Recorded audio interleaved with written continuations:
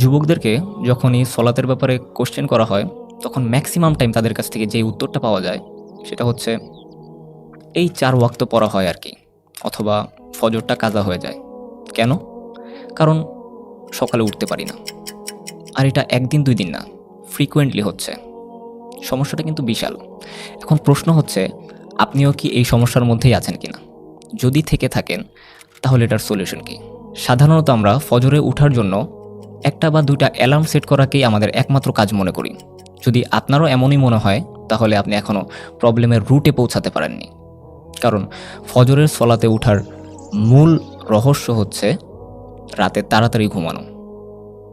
এটাই হচ্ছে আপনার ফজরের সলাতের প্রিপারেশনের প্রথম পদক্ষেপ। কারণ শয়তান কিন্তু আপনার সলাত কাজা করার জন্য রাত থেকেই কাজে নেমে পড়ে। সে নানান বাহানায় আপনাকে তাড়াতাড়ি ঘুমোতে যেতে দেয় না। আর এখন স্মার্টফোনের যুগে দেরিতে ঘুমোতে যাওয়া তো একটা সোশ্যাল ট্রেন্ডে পরিণত হয়েছে। বিশেষ করে তরুণদের কথা যদি বলি, ইউটিউব, ফেসবুক ঘুরতে ঘুরতে ক্লান্ত হয়ে যখন তারা ঘুমোতে যায়, তখন রাত প্রায় ১টা কি ২টা বাজে।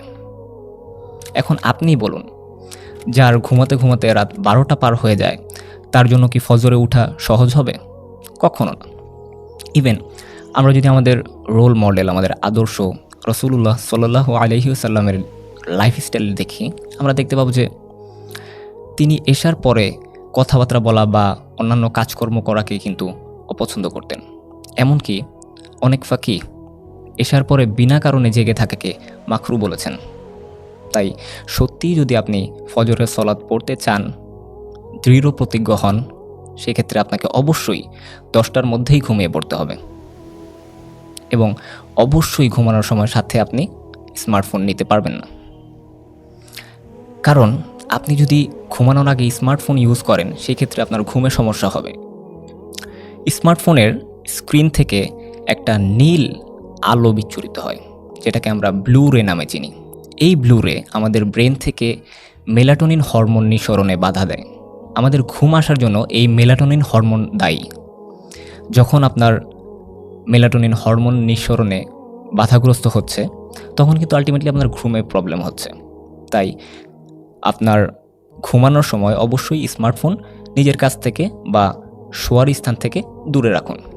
এরপরে আরেকটা ইফেক্টিভ উপায় হচ্ছে, একটা অ্যালার্ম সেট করুন। এবং ফোন আপনার কাছ থেকে দূরে থাকায় আলটিমেটলি ঘুমের মধ্যেই আপনি কিন্তু অ্যালার্ম অফ করে আবার ঘুমিয়ে পড়তে পারছেন না। আপনাকে অ্যালার্ম বন্ধ করতে হলে কয়েক কদম হেঁটে তারপর অ্যালার্ম বন্ধ করতে হচ্ছে। এতে করে আপনার ঘুমের ভাব অনেকটাই কেটে যাবে ইনশাআল্লাহ। সর্বশেষ যেই পয়েন্টটা বলবো, সেটা হচ্ছে নিয়মিত ফজরের সলাত আদায় করে এমন একজনের সহযোগিতা নেওয়া। এটা হতে পারে আপনার পরিবারের কোনো সদস্য, অথবা আপনার বন্ধু, অথবা প্রতিবেশী।